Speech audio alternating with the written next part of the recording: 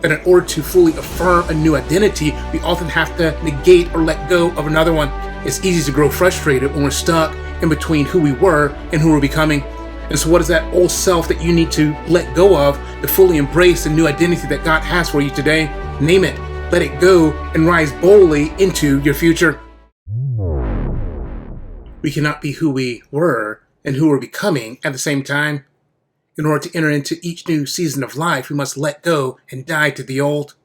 I've had to live this out countless ways throughout my life. Here recently, I've been asked to consider a new leadership position at church. And in contemplating and considering and praying through accepting that new position, I started to realize that I had to let go of my current position. That in order to affirm and moving to this new, I had to die to my old.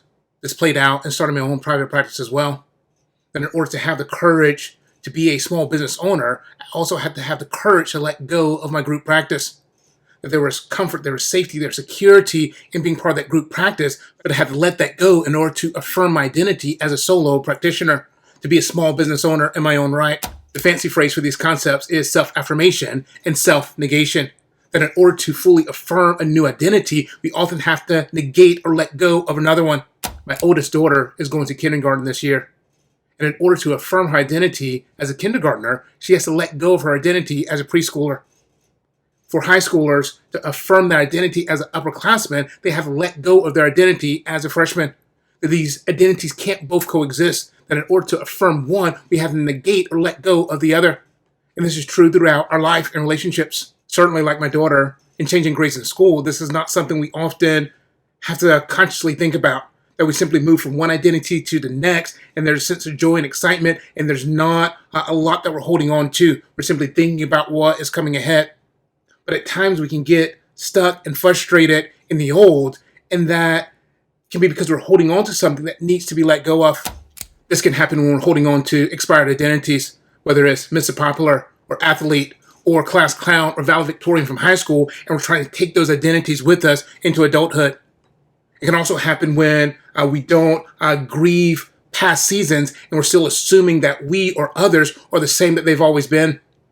There's a time in high school in which my dad invited me to go fishing. And looking back, I wish I had went, but at the time he was missing the season that I was in.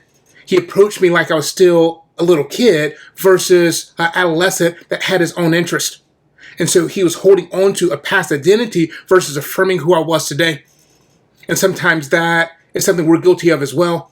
That whether it's with our kids or others, sometimes we don't allow others to grow up and we're still assuming they're the same person they were yesterday versus affirming who they are today and maybe still becoming tomorrow. And so sometimes that negation is, can we see our kids, for example, as young adults instead of just little kids? This may play out in friendship as well. That sometimes we're holding on to friends from our youth versus affirming our friends as an adult.